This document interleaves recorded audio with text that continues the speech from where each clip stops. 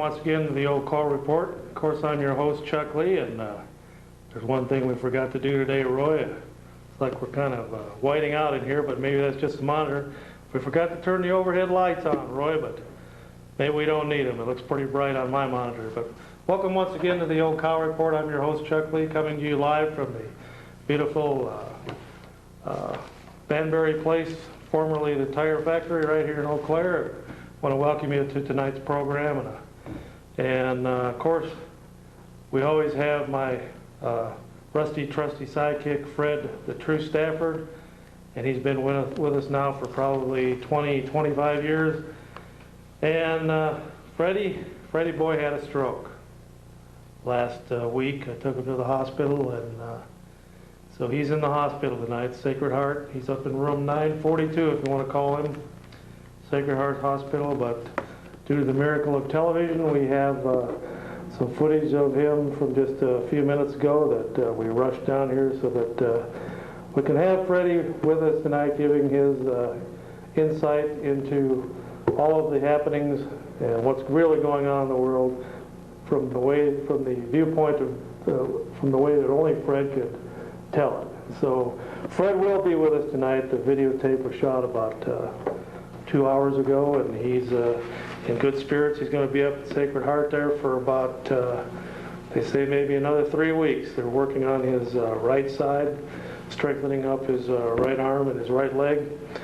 And of course, he had about a 90-95% recovery from his last stroke back in October of last year, and came back to us just as chipper as ever. And so we're hoping and praying that he'll be back again live and in person, and so that he can continue to do the tours down here. You know, he's doing round-the-clock tours of the studios here, so we had to put that on hold for a few weeks until he gets back. So you'll have to hold off on coming down to the studios here for the famous Fred the True Stafford tour.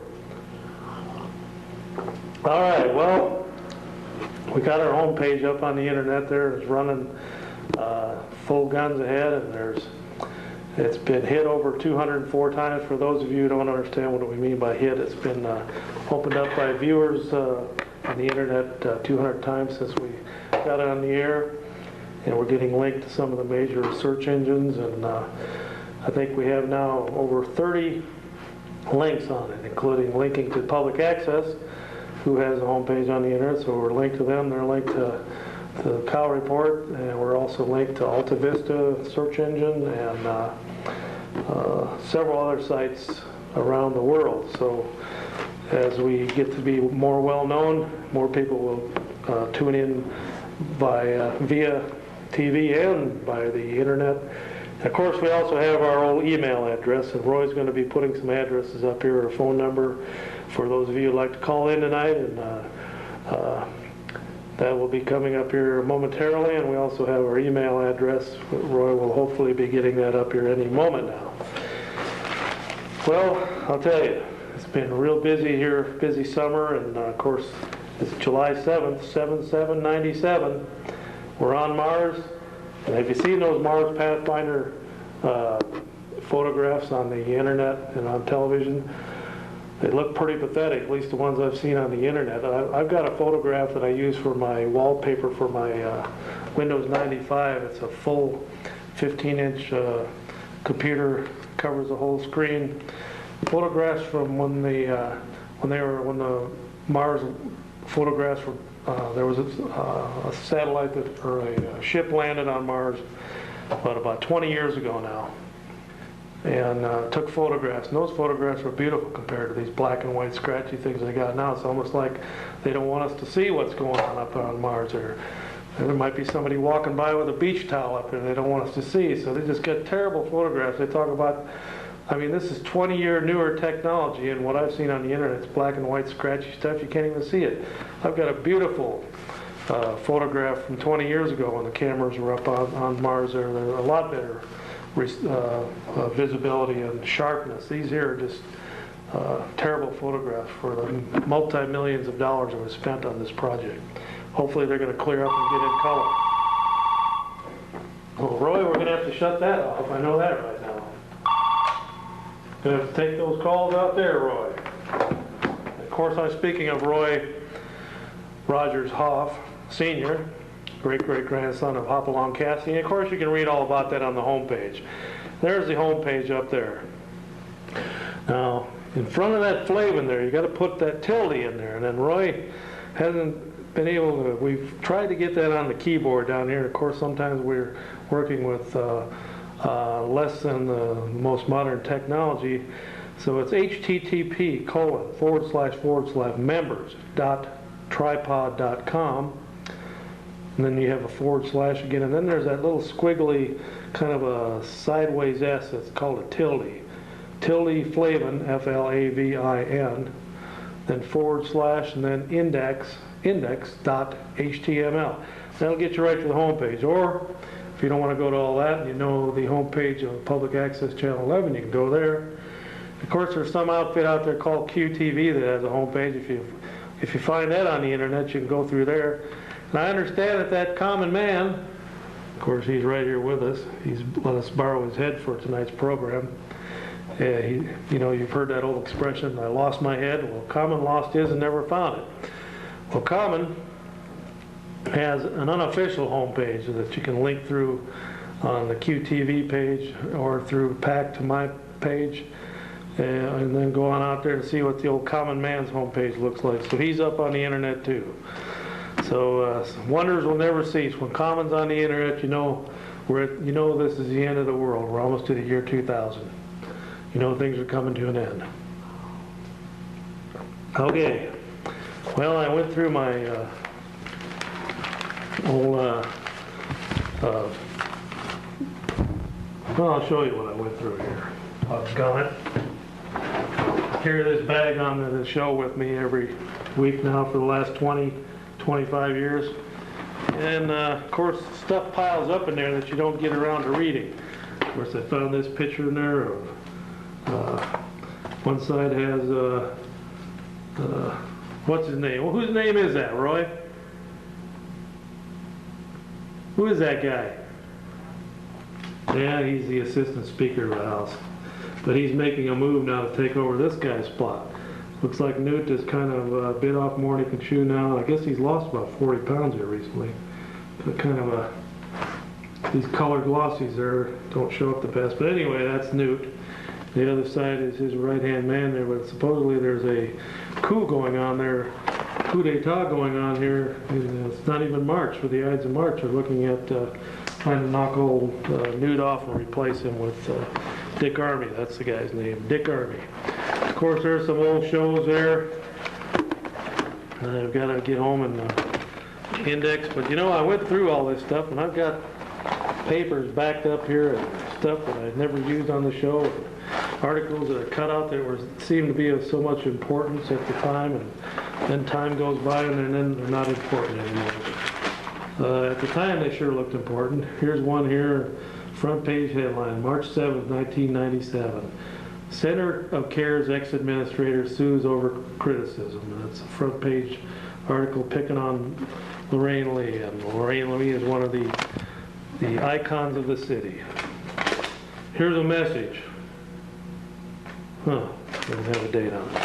But anyway, some of this information needs to be getting out there. And here's on this date in history, March 11th, 1997. And of course, on that date, 1861, the Confederate Convention in Montgomery, Alabama, adopted a constitution. And that's stuff you need to know. I mean, what if you're walking down the street and someone walks up to you and says, what happened on that date in 1861?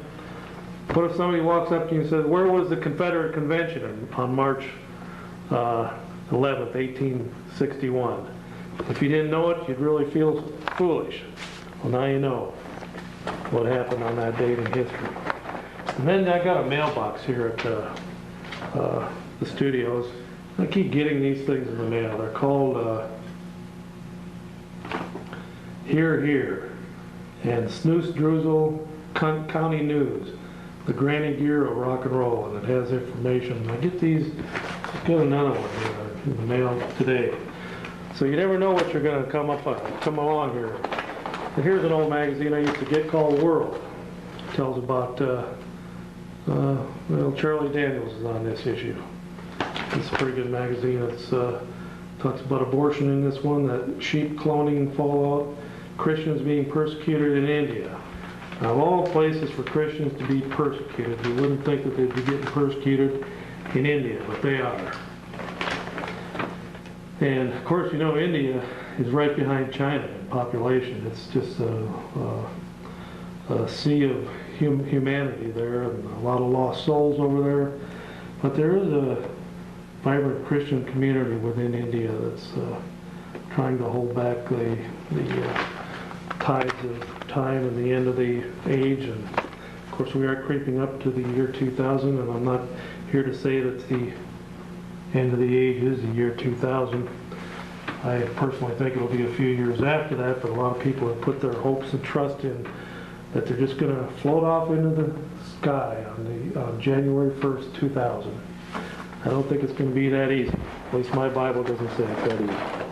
So anyway, got a lot of stuff in here. Of course, I have label things for my videotapes, and those really come in handy.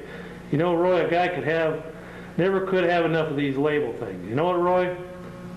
That's right. Okay, so we'll get rid of all that stuff there, and I'll get to some of the newer stuff that I've got here. But in the meantime, we're going to go talk to Fred, and we're going to ask Fred how he's been today. So we're going to run that first little segment of it, and it's going to tell how Freddie's getting along in his new home down there at Sacred Heart Hospital. So are you with us there, Freddie boy? Come in, Fred. Calling Freddie boy. Well, Freddie will be with me. There's my rusty. How you doing there, Fred? Fred, the true stat. Glad to see you. How you doing tonight, Fred? Hello there, Chuck. How are you? Glad to see you again. Thank you. How's everything going? All right. Good. And so what's your first article you got for us tonight? Another shepherd or... Well, wait a minute. First, we need to know how you're doing, Fred. What's going on? I'm doing all right. How come you're not down at the studio tonight? I'm up here in the hospital. What are you doing up here? Well, I had another stroke. Oh, yeah. And when I come in here on was it Tuesday last week. Last Tuesday, and then what happened? And I've been up here since, and they didn't have any treatment going on various things until today. So they just wasted a week of your time, huh? Well, I want to call it such. So what have you been doing all week since you got here? Well, now I took some occupational therapy and some other therapy too. Some walking therapy? Yes. Well, how's the, what do they say, what do they say happened then with the stroke? Caused by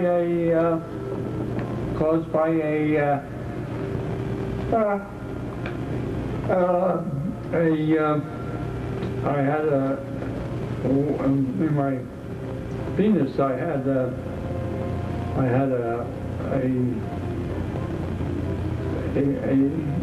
an infection, and this brought on the stroke.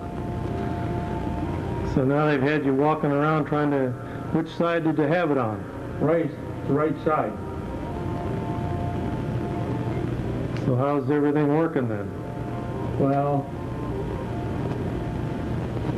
I'm sewing what I'm doing with my hands. How's your right arm moving up and down? I can't only lift it so high. That's it, huh? Yeah, Well, before you could lift it how high? I lifted it up all the way. Before you could lift it all the way up. Yeah, Now you can only lift it how high? well, about this is as high as I can go. Okay. Well, what are they, so you're going to be in here for 3 weeks? they said that was the occupational therapist said that today, All right. and they were in agreement on it. They're gonna work on that right leg and right arm then, huh? Yes, Well, this time it didn't seem to affect your face any. no, Just in the arm, a little weakness, huh?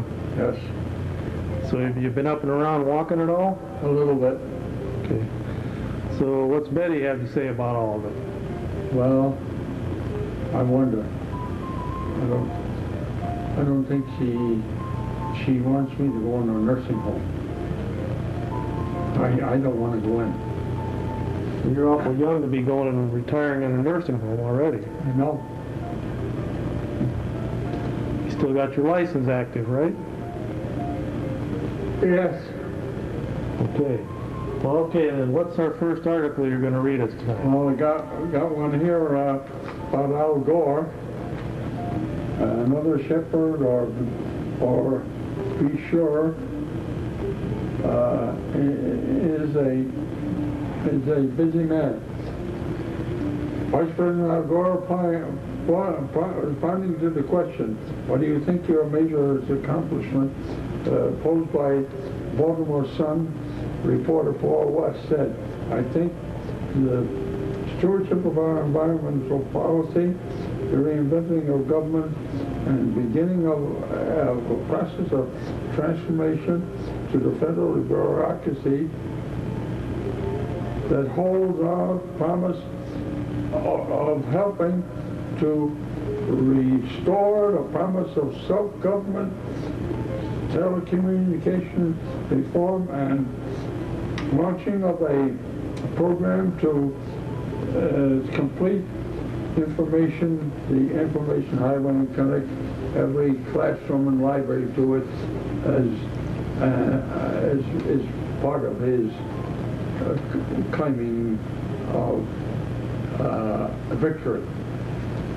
So in everyday layman's terms, what does that mean for the average Joe on the street? Well, I think unfortunately the newspapers, the media has been taken in by it. I don't see any change in anything as far as the government is concerned.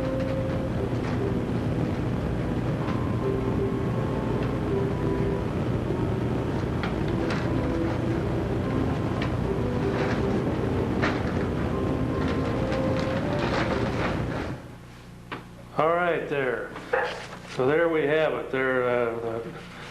That was the first segment there from Fred. And of course, he's just sharp as ever, and sharp as a tack, and still going strong. And of course, he just turned 80 in May, and so he's starting his 81st year here, and he's looking forward to many more years. He just got to get a little bit of strength back. All they're doing is doing some strengthening exercises on his arm and leg. So we're going to take our first call. Go ahead, caller, you're on the air. Hi, Chuck. Hello. Hey.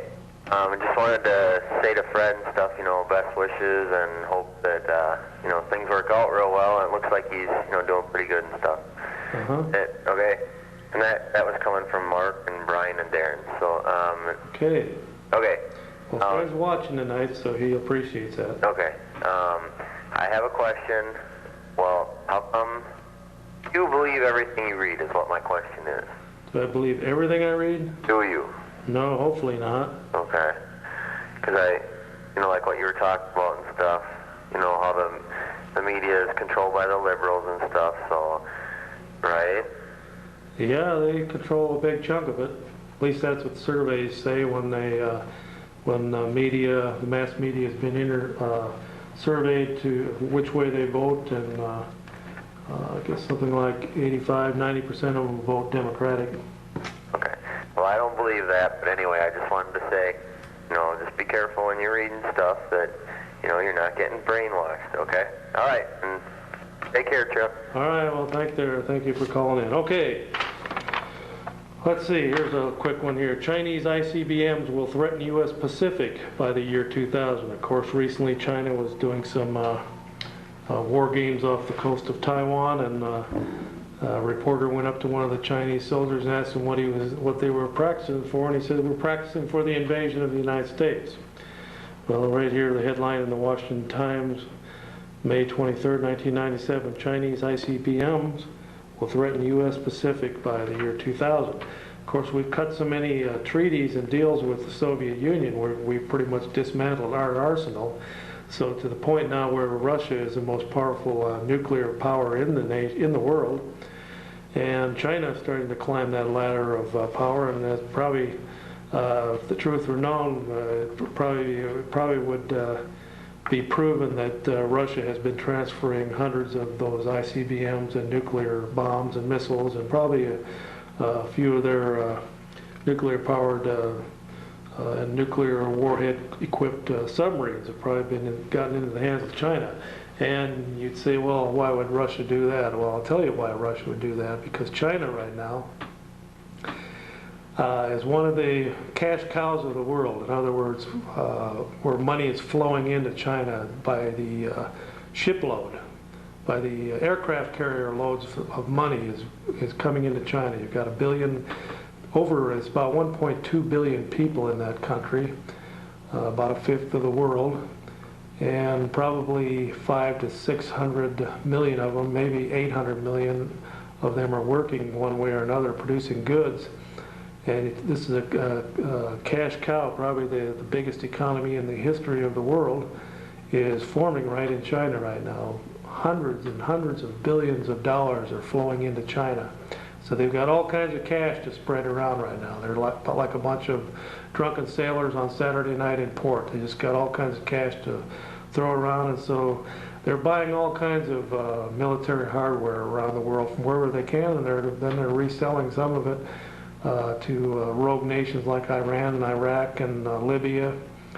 And of course, they're also now, when they buy a lot of this expensive equipment, they also look at it. They rip it apart, they tear it down, and then they copy it. China is very good at stealing other people's technology and then copying it. And they're not the first country to do that. Japan did that before China did it. That's how Japan kind of dug their way out of the ruins of World War II, is by copying other countries' technology and buying an automobile from the United States, or a motorcycle or a lawnmower, tearing it down and seeing how it works, and then starting to manufacture themselves. And you'd have to admit their first copies of what they made weren't the best, but now Japan has some very fine equipment in areas like electronics and computers and just name it up and down the line, automobiles and aircraft, and these television cameras that are filming this show right now are made in Japan, as far as I know, aren't they, Roy? The VCRs we're using out there are Japanese. So their technology's climbing. So what I was getting back to China now is China has always cash to throw around. So it's nothing for them to go to Russia and say, hey, we'll buy some of these missiles off, take these off your hands. And Russia is cash strapped. They're needing cash. They need hard currency to deal with the rest of the world, the Western world, to get what the West has to offer. And they don't have much to offer right now. And I've been saying now for a good, since 1990, that we should be, first of all, we should be able to see every one of those missiles. We should be able to see each and every missile that's dismantled in the Soviet Union, and make sure that it actually is dismantled and not just transferred to another country, or to like China, or transferred to another part of the former Soviet Union, which actually is still, most of those countries still are part of the Soviet Union. What happened was, with the breakup of the Soviet Union, all we did was create 10 to 15 new voting members in the United Nations. So that just gave them 15 more votes against the West and against democracy. And as you've seen now over the last couple of years, a lot of those countries have went back into the fold, and they've put communist leaders back in office, and they're slowly but surely pulling back to the old Soviet Union, and most of those countries now are tied in economically, militarily, and in many other ways, technologically, with the Soviet Union again. It's called Russia now, but the glory days of the past are trying to get back. And one thing that's keeping them in the ball game is that they outnumber us in their nuclear arsenal right now. And of course, the Russian war machine is still one of the top war machines in the world. But China is catching up, and by the year 2000, which is just 3 years away, they're going to be threatening the Pacific Rim, and the Pacific, which we're the eastern part of the Pacific Rim from Alaska down to Peru. That's the eastern part of the Pacific Rim there. And the western part, of course, is China and Japan and South Korea and the Philippines and Indonesia, and all those islands over in there, and the eastern part of Russia. That's the western part of the Pacific Rim. So China is going to be a threat to places like Los Angeles, and California itself has over 20 million people. They could actually, in a few more years, lob in some nuclear warheads right in there, and actually they've threatened to do that. They've threatened to drop bombs on Los Angeles if we didn't back off on some of what we're doing with Taiwan and some other areas over there. Of course, just here a few days ago, the British gave away Hong Kong. Of course, that was a deal where the British leased that rock over there called Hong Kong from the Chinese about 150 years ago, and the lease ran out.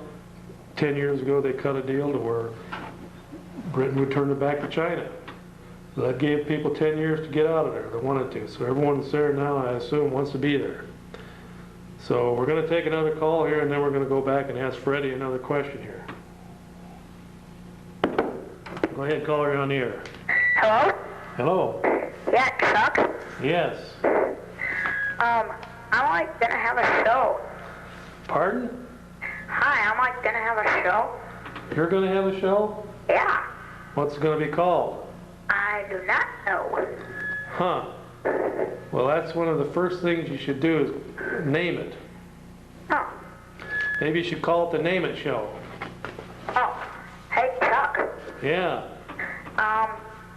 You're talking about Mars? Yeah, Mars. Is that the same guy Common's always talking about on his show? That race car guy? I don't... Or you're talking about the planet Mars? Yeah, Mars. Okay, yeah, Mars, yeah. That's the red planet up there. It actually gets up to 20 degrees during the day there. Whoa. What do you think about that Mars deal? I want to live up there. Well, I'll tell you, that's just a fantasy that the NASA and them have kind of dangled out in front of everybody's noses here for the last 30, 40 years with the theories that, oh, we've got to do this because we can colonize Mars and colonize the moon. Do you realize that there's over 5 billion people on this Earth, and only maybe a handful, or maybe a couple hundred will ever get up there to colonize anything? So don't put your hopes on getting to heaven that way, because all you'll end up doing is getting to the moon and probably being stranded there. Okay. But, I was wondering, yeah. those spacemen are wusses. Because they have to send this machine to do a job for them. Who did? NASA. Well, NASA's living on borrowed time there. I mean, how many of these space shots we're going to shoot up there and watch these guys floating around in weightlessness? I've been watching that since the 60s. It's getting old. Let's do something. Either do something or quit wasting the taxpayers' money. Yeah. Let's get up there, let's go back to the moon and set up this colony, or let's set up a space station instead of having to use the Mir space station that the Russians have had up there all these years. I mean, what's the deal? Yeah, they're spending too much money. It makes us pay more taxes. We should have sent a manned craft to Mars by now. I mean, this is 1997, almost 20 years ago we had men on the moon. We've been wasting money for 20 years, billions of dollars, on who knows what up there, and it's just getting old to watch weightlessness or see what happens to an egg in weightless conditions. I mean, that stuff is old. It's not, maybe for the next generation now that's came up and saw this stuff for the first time around, it might be exciting, but people 40 years and above, we've been watching this stuff for 20 years now. Yeah. There's nothing happening there. Well, thanks a lot for calling in there, caller. We appreciate that. And now we're going to We're going to take one more quick call, and then we're going to go back and see how Fred's doing back there at Sacred Heart Hospital at Sacred Heart #1 there. Okay, caller, you're on the air. Hi, how's it going? Fine, how you doing tonight? Pretty good. Okay, what's up? I think you should be the spokesperson when people meet the Martians on Mars. Yeah, You should be the welcoming committee. well, you know, I probably could have walked up there by now. In the last 20 years, we've been messing around and just going in circles with this space program, and we send up a Hubble spacecraft. They can't even grind the lens right so you can see anything, so we have to send another ship up there to repair that at many millions of dollars worth of expense. And we've just been twiddling our thumbs here for 20 years, not really getting anywhere. Yeah, a big waste of money, I think. We need to send up, we need to either go to Jupiter or Mars with a manned spacecraft. I mean, if we can get this craft on the Earth, onto Mars, and have a little rover roving around, picking away at rocks, and have these cameras out there giving us, here it is 1997, and my computer's showing black and white photos. What kind of a deal is that? They should have nice color, crystal clear, live photographs of what's going on Mars. I think they're afraid that some little green Martian's going to walk by there or something. They don't want us to see it. Either that or it's just a total waste of money and there's nothing to see up there. So they got to mess around and keep us all in suspense about this little motorized little race car. It's kind of like a remote control race car that they're operating from Earth to Mars, and it's going around and bumps up against a rock, and there it sits. I mean, come on here. It's been 20 years of technology. Just look how computers, look at the computer technology, the leaps and bounds in the knowledge that we've gained in the last 20 years, and we're still messing around with unmanned little rover spacecrafts on Mars. We should have had a colony on Mars by now. Yeah, you'd be the president. Well, I wouldn't be wasting the money. I'd be sending people up there and having them dig into the Martian Earth there and see if we can plant some trees up there. I mean, Fred brought back 10,000 rubber trees from Vietnam. Why can't we take a couple rubber trees up there and plant them on Mars? Oh, we could do that, but no one wants to go there. Maybe you should be the first. Well, we'll have to see what NASA. I know John Glenn's getting ready to go back up into space. He's 75 years old. Yeah. He's looking at going back up there. Okay, well, thanks for calling in, and we'll look into that deal there about maybe I can be the first ambassador to Mars. I'll send an email to Clinton, see if he'll make me an ambassador to Mars. Okay there, Roy, before we take that next call, we better go back and see what Fred's got to say there in segment number, what would it be, 2 or 3. So we're going to go back and see how Fred is doing there. He's going to tell us a little bit more about what's happening here now. You got one on Pat Buchanan? Yes. What's the name of it? Yes, Watergate was a coup d'etat. Until I saw an unctuous individual battling about how our terrified city feared a coup d'etat by Richard Nixon in '74. I had decided not to write on the 25th anniversary of Watergate, but that did it. Watergate was indeed a coup. It was the overthrow of the elected president by the media and the constitutional elite. He had routed in 49 states landslides like the like of which America had never seen. In taking Nixon down, the elite was not motivated by any love of law or the Constitution. It was driven by hatred. The media and the political establishment hated Nixon for his lead role in nailing Al-Hajj as a Soviet spy and in blistering it to its New Deal heroes as witless dupes of Joe Stalin.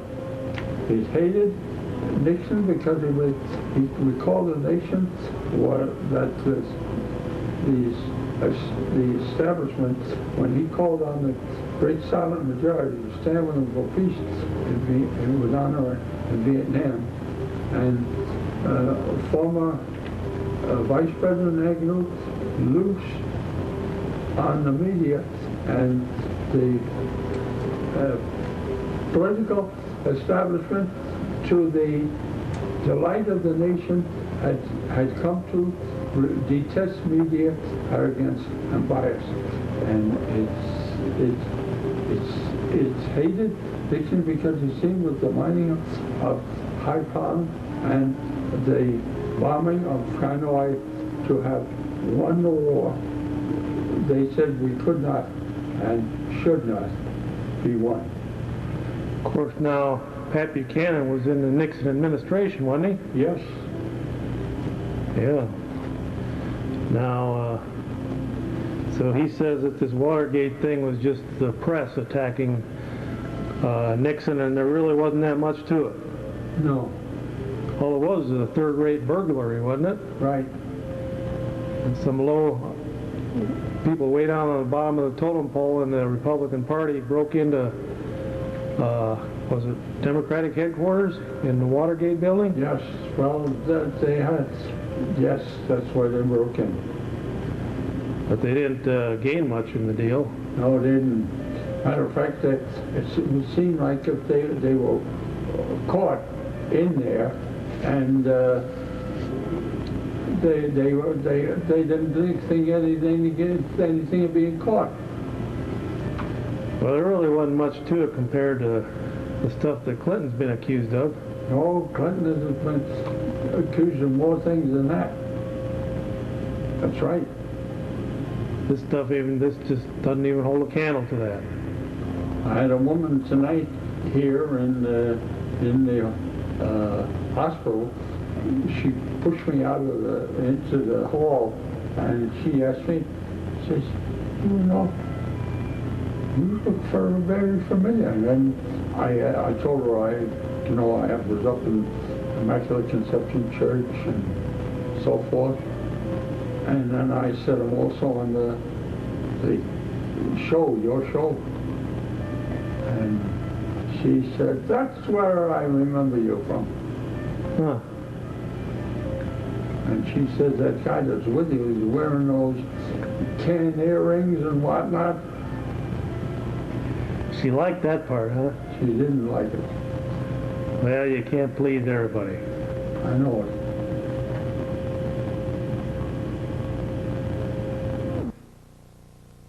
There you have it. We're back live again. Of course, that's Fred the True Stafford, the one and only. Of course, he's, you can read about a little bit about Fred on the homepage there too, and that's up on the screen again there.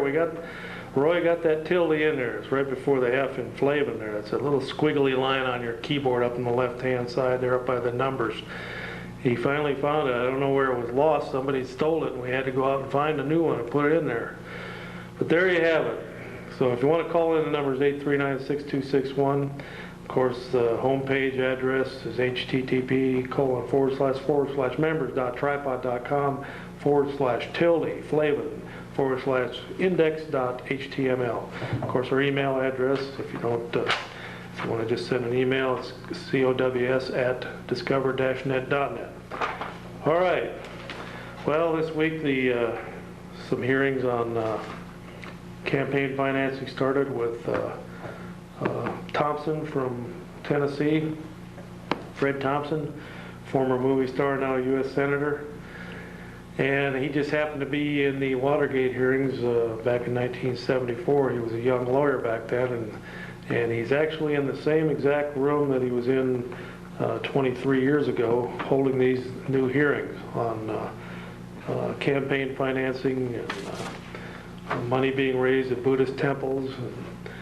I think Pat Robertson, they were accusing Pat Robertson of trying to raise money, and then our vice president goes to a Buddhist temple and shakes down a bunch of Buddhist monks that have a vow of poverty to get some money from them to help finance their 1996 presidential juggernaut.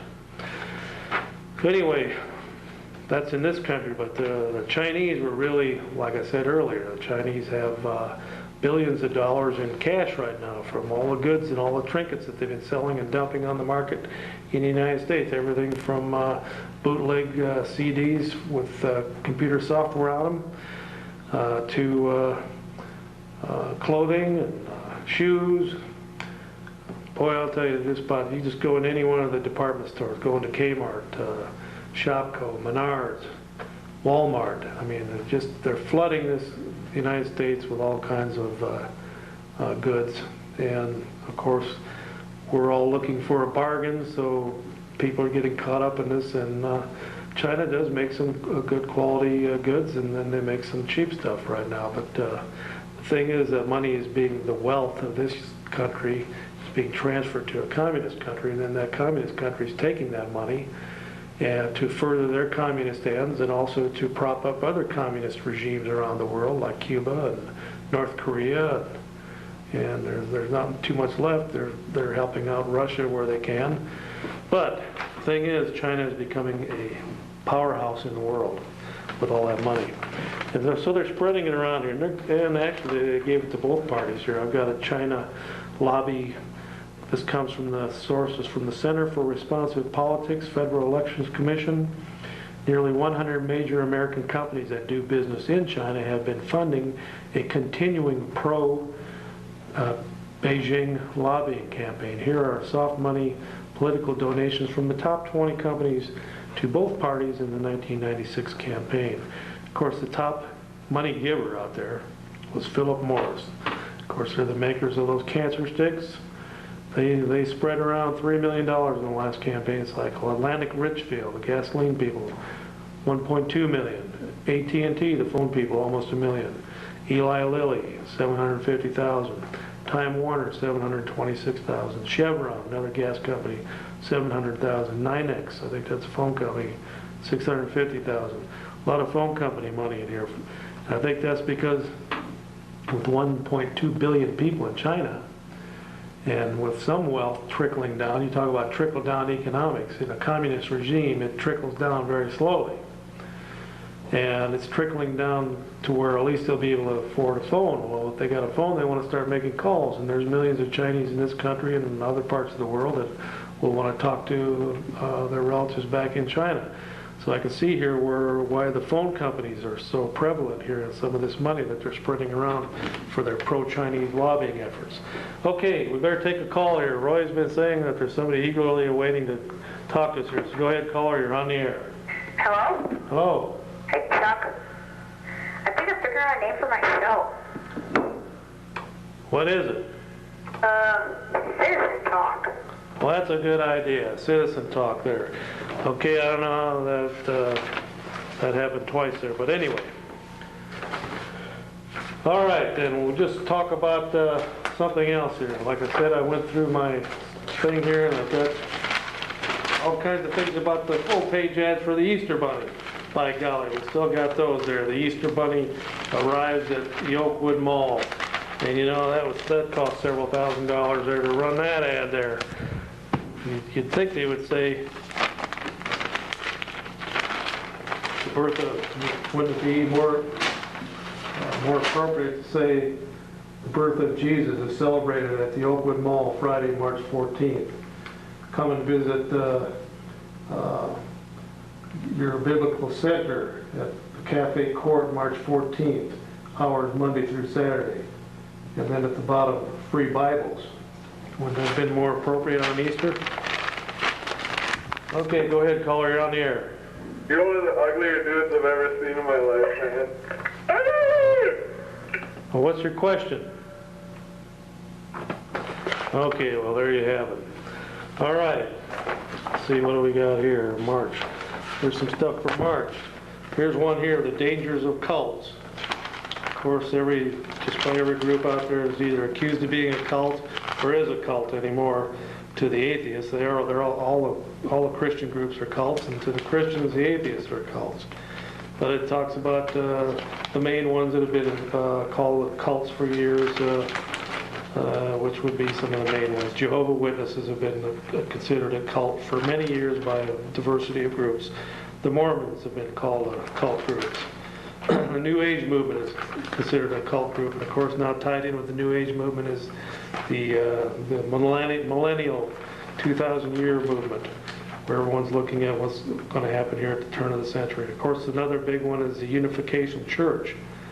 That's the group where several thousand men and women that didn't even know each other were married by Sun Young Moon there a few years back.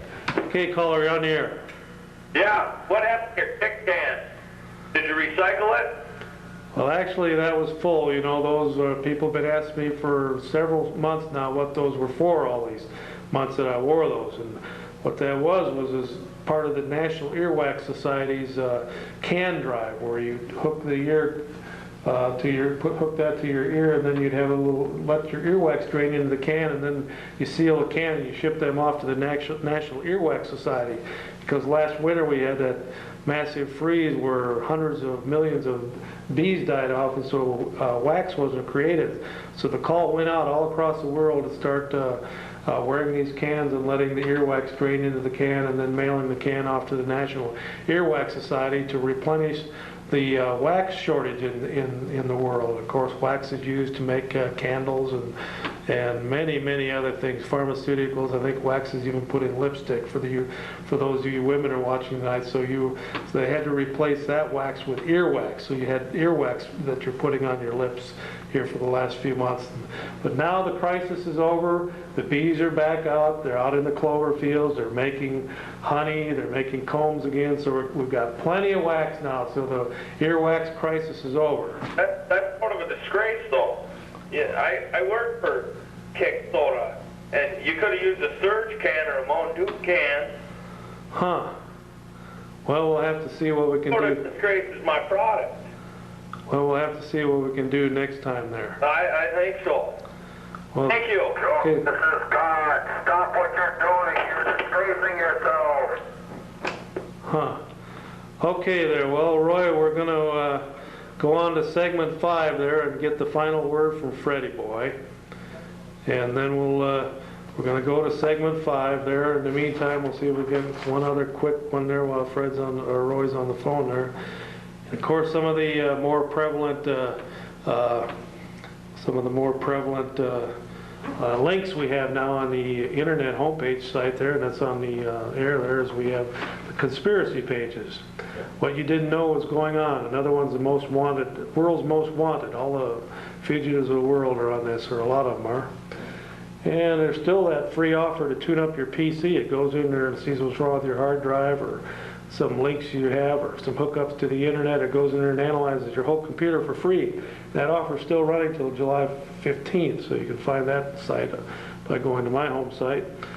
And there's a Talk City chat line where you can talk to thousands of other people on different chat lines. And of course, the Common Man's on there, the unauthorized homepage of the Common Man. Go ahead, caller, you're on the air. We're going to take you real quick, then we got to see what Fred has to say. Go ahead. I just have a quick question. So you made a comparison from Clinton to Nixon. If what Clinton has done is so much worse, how come we can't impeach him? Well, the wheels of justice grind very slowly, and Kenneth Starr now has been studying all of the accusations against Clinton for over 3 years now, and he's supposedly going to be coming out with a very exhaustive report on what white water was, and what the Rose Law Firm did down there with shredding, and what really happened to Vince Foster with his supposedly suicide, and so all this stuff now is supposed to be being put into a written form, and it'll be delivered to the Justice Department, I assume. That's who will be in charge of whether to start impeachment or file charges against Hillary or the president or other people. But right now, the man of the hour is Webster Hubbell, and I don't think he wants to spend the rest of his life in prison. So that's probably the weak link in the whole Clinton pyramid. And if he throws in the towel and starts squealing, then we'll probably see some. We'll get rid of the sleaze that way then? Yeah, we'll probably see some indictments of Hillary. Like Hubbell said, she could be visiting me, that was the other guy, McDougal. When he was sentenced down there in Arkansas and started doing his time, he said you could very well see Hillary spending some time here with me, since this is a co-educational facility that he was going to. So at the minimum, they could be indicting Hillary. At the maximum, they could be indicting the president. Why would they indict Hillary and not Bill? Well, she's kind of Excuse me. Bless you. She's kind of the brains of the outfit. Well, that's true. Well, tell Fred I hope he feels better. Okay, we're going to go back to him right now. Thanks for calling in. Okay, Roy, run that segment. And here's Freddie boy. Back at the old... Okay there, then what do you got for us next there, Fred? President Clinton used his weekly radio addresses to attack hate crime. He ordered the Justice Department to review legislation on such crimes and called for a White House conference on the subject next November. Since left-wing radical fundamentalists have already demonstrated our righteous, self-righteous readiness to shut up, shout down, and legally frontline little messages they don't like, I thought I should have my say on what is legal for me to do. And what is a hate crime? It depends on which factors a hate crime, and who the victim is, and what the criminal thinking and feeling at the time. For example, if you burn someone's house down because you enjoy watching a good fire, you get a standard sentence. However, it can be proved that you burned down the house because it's owned by an Asian American, or you hate Asian Americans, you get a more severe sentence. That is because you yourself are also Asian American, in which case the crime is simply arson and not also a hate crime. So it depends on what race you are and who you're picking on then. Yeah. So if you're black and you're picking on a black, then it's not a race crime. Right. But if you're black and you're picking on a white, then it's not a race crime. Yes. But if you're white and you pick on a black, then it's a race crime. We've kind of had these special standards in this country, Fred. Yes. And Okay, so there's a final segment, then Fred will be giving us a goodbye there. And so what I was saying earlier about the Whitewater, what's going on now, this with Fred Thompson from Tennessee, this is just on the aspect of illegal campaign contributions from Chinese operatives, and what they're really worried about now is possibly that there was some espionage by some of these Chinese that were buying their way into influence within the Clinton White House in exchange for some espionage. And of course China just got control of a major seaport on the west coast, and they've also gotten some seaport rights down at the Panama Canal, and that's very serious if they could actually close off the Panama Canal and cut our fleet in half. That would be disastrous. What I'm speaking of is our naval fleet. Part of it's on in the Atlantic and part of it's in the Pacific, and it would take many more days to go around the Horn of Chile and Peru down there and come back up around to the west coast or go the other way to the east coast to defend our eastern part of our country from some kind of attack. Getting back to this real quick, Webster Hubbell, hush money's independent counsel Kenneth Starr is trying to determine whether Bill Clinton arranged for his old buddy Webb Hubbell to receive almost $500,000 in hush money payments before he was sent to prison. Hubbell was once the number 3 man in the Clinton administration's Justice Department. He was charged with defrauding his former partners at the Rose Law Firm, and his partners were Hillary Clinton in the Rose Law Firm down in Little Rock, of almost $500,000 and a failure to pay almost $150,000 in taxes. He pleaded guilty to mail fraud and tax evasion in December of '94 and then served 17 months in federal custody. But now his legal troubles could be just beginning.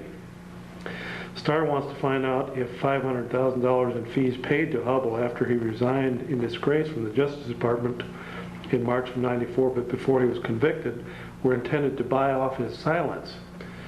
During this 9-month time period, Hubbell visited his various friends at the White House 8 times, and he met with one or both of the Clintons on at least 4 occasions. Starr reportedly wants to ask Hillary why, possibly before a grand jury.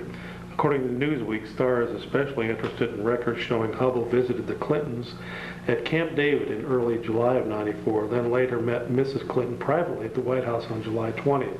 The meeting came soon after he received a $100,000 fee from the Lippo Group. Of course, the Lippo Group is going to come up in this hearings that Fred Thompson is holding right now. Of course, right now, I guess they're grilling the leaders of the Democratic National Committee to see how much money came in, who it came from, and where it went to. Go ahead, caller, you're on the air. Yeah, how do you expect to get any credibility when you wear such goofy hats and clothes and stuff? Well, you know, this here is an original raccoon hat, and of course, part of this show is the Loyal Order of the Raccoons, and so we like to be on top of things with an original raccoon hat. We don't want to use anything phony, and of course, if the raccoon hat was good enough for Davy Crockett and Daniel Boone, it's good enough for me. Okay, another question. Are you going to run for office again? Well, I'll tell you, it's very expensive to run for office. The guy that lost against, in the 3rd Congressional District, it takes, I don't know, those guys spent over $500,000 last time, I think. It's very expensive to run anymore. You just can't run anymore on a third party or without the backing of one of the major parties or the labor unions or whatever. It's just too doggone expensive out there anymore to make a go of it. What about the city council or something like that? Well, the old city council there. I ran for the county board and lost by about 20 votes. Of course, there was one member of the county board in particular that was calling into my district and just saying some very stupid and childish things that were totally false. He called up people that were going to be voting and made these false accusations. I mean, they're just totally ridiculous, stupid things like myself and Fred Stafford were taking ice picks and letting air out of tires on people's tires. I mean, this guy is on the county board and he was saying stupid things like this. I'd give his name here, but he's so embarrassed about what he did now that if I gave his name, he would probably leave the city in disgrace because it was so foolish, the things he was saying. But it was enough for me to lose by 20 votes. And how about the accusations about what your past is when you lived in Chicago? When I did what? Oh, didn't you live in Chicago? Or no, I've never lived in Chicago in my life. Oh, okay. Different guy. I would never live in a city like Chicago. It's too far gone. It's a socialist wasteland as far as I'm concerned. I thought I read that you were arrested for selling marijuana or something like that. Huh. Well, that's probably from the same guy that was saying that Fred and I. Can you imagine Fred out in broad daylight with an ice pick running around stabbing people's tires? That's kind of rumors you hear, so. No, you never can tell what you're going to hear out there. So anyway, we appreciate your calling in there, and we've got just enough time for Freddie to give his little goodbye, and then we're going to come back and we'll say our goodbye here. But so we're going to roll the final little bit of footage there from Freddie boy. There he is, and of course we'll look on the ninth This is floor. Sacred Heart Hospital.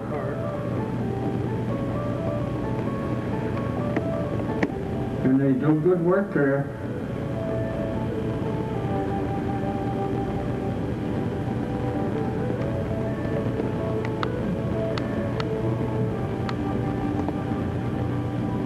You can see the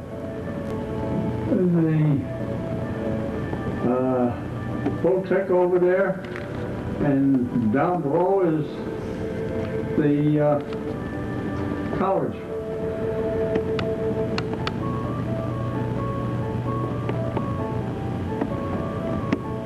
Well, you want to say anything to Betty? Hello, Betty. I love you.